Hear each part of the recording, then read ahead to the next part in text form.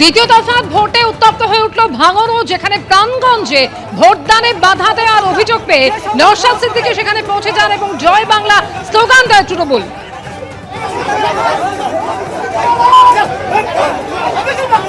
বিরাট উত্তেজনা এই মুহূর্তে আমরা দেখতে পাচ্ছি। নওশাদ সিদ্দিকী ছুটে এসেছে।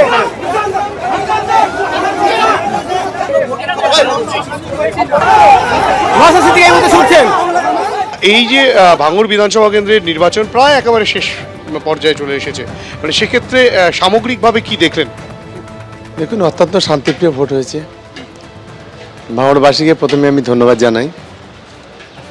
পাশাপাশি পুলিশের অতি সক্রিয়তা, গতকাল থেকে যেভাবে বেছে বেছে তৃণমূল কংগ্রেসের কর্মীদের বাড়িতে অ্যাটাক করা হয়েছে, ভাঙচুর করা হয়েছে সেন্ট্রাল ফোর্সকে নিয়ে, আমাদের কর্মীদের যেভাবে মারধর করা হয়েছে, এইভাবে তাদের কোনো অপরাধী ছিল না, মারধর করা হয়েছে। আমাদের আজকে অন্তত 30 জন কর্মীকে তুলে নেওয়া হয়েছে, পোলিং এজেন্ট, বুথ সভাপতি কিংবা পঞ্চায়েতের নির্বাচিত সদস্য, তাদের কোনো বিনা দোষে তাদেরকে তুলে নিয়ে যাওয়া হয়েছে পুলিশ। এবং যেভাবে মারধর করা হয়েছে, একজন মহিলাকে আমরা এখনই পিজিতে পাঠিয়েছি, সেন্সলেস হয়ে গেছে। এটা আইএসএফ আশ্রিত সমাজ বিরোধীরা তারা মেরেছে আমাদের চীনাপুকুর বুথে, 132 নম্বর বুথে। কাল থেকে সারা রাত ধরে তাণ্ডব চলেছে, গোটা রাত কেউ ঘুমাতে পারেনি বাড়িতে। ইলেকশন কমিশন তার নির্দেশ আছে নাকি তারা এই ধরনের কথা বলছে পুলিশের লোকেরা, যে দেখে দেখে বেছে বেছে তৃণমূল কংগ্রেসের কর্মীদের তাদেরকে তোলা হবে। আমি অদ্ভুত বিষয়, এটা আমরা রাজনৈতিক জীবনে আমরা কখনো দেখিনি, কখনো শুনিনি। দেখুন, পুলিশ একেবারে তাবেদার হয়ে গেছে, গোলাম হয়ে গেছে।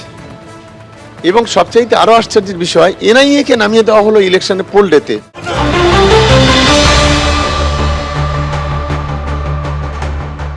দেখো, একেবারে এখানে যারা রয়েছেন তারা কিন্তু পরিষ্কারভাবে অভিযোগ করছেন যে তারা এখানে বসেছিলেন, তাদেরকে সে মারধর করা হচ্ছে। কি অভিযোগ আপনাদের? ক্যান্ডিডেট, বিজেপির ক্যান্ডিডেট এসে আমাদের অনেকজনকে মারধর করেছে। হ্যাঁ, এটা আমার মুখ ফাটিয়েছে, মুখ ফাটিয়ে দিয়েছে। আমরা অর্জুন সিং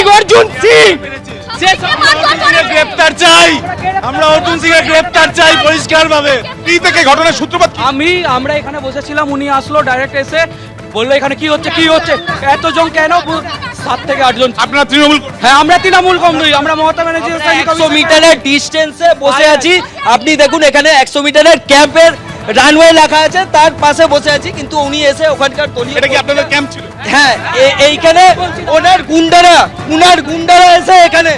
গুন্ডারা এসে পেটে বুকে লাথি মেরেছে, তৃণমূল কংগ্রেস কর্মীদেরকে বুকে লাথি মেরেছে এবং ঘুষি মেরেছে। এইটা কি অর্জুন সিং এর? আমরা আজকে এই মঞ্চ থেকে দাঁড়িয়ে বলছি অর্জুন সিং এর ফাঁসি চাই, ফাঁসি চাই। আমরা দেখছি পুলিশ এখানে রয়েছে, প্রচুর সংখ্যায় পুলিশও এখানে রয়েছে, কিন্তু যারা বিক্ষোভ করছেন তাদের যেটা বক্তব্য, যে তৃণমূল কংগ্রেসের এখানে কর্মীরা তারা এখানে বসেছিলেন তাদের ক্যাম্পে, অর্জুন সিং তিনি প্রার্থী এবং বেশ কয়েকজন এসে তাদেরকে মারধর করে, আচমকাই হামলা করায়। আপনারাও এখানে বসেছিলেন? আমি নোয়াপাড়া টাউন টু সভাপতি তৃণমূলের, উত্তর ব্যারাকপুরের সিআইসি চেয়ারম্যান কাউন্সিল। আমরা একদম। আপনাকে কি মারধর করা? আমাকে মেরেছে, অনেক মেরেছে, লাথি মেরে দিয়েছে। আপনাকে কে মেরেছে? সুমন ব্যানার্জি এসে ঠেটিং দিয়েছে, 5 থেকে একটা বহিরাগত ছেলে দল বল নিয়ে, আমরা জানি না কি, তখন অর্জুন দা ওখানে আছে, দৌড়ে এসে পেটে এরকম করে লাথি মেরেছে। একদম আমি তুলতে পারছি না, পা তুলে লাথি মেরেছে না পুরো।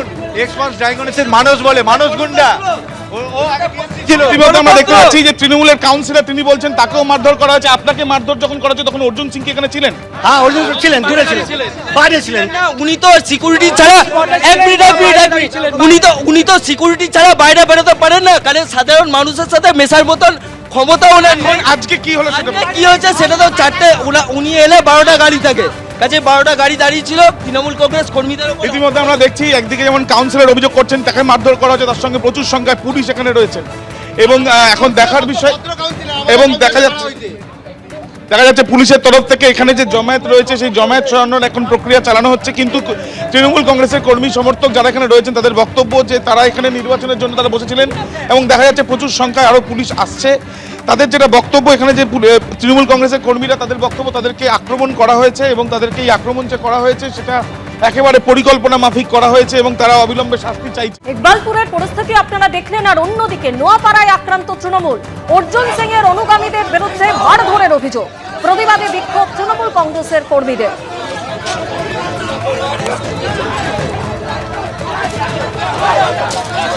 এবিপি আনন্দ, এগিয়ে থাকে, এগিয়ে রাখে।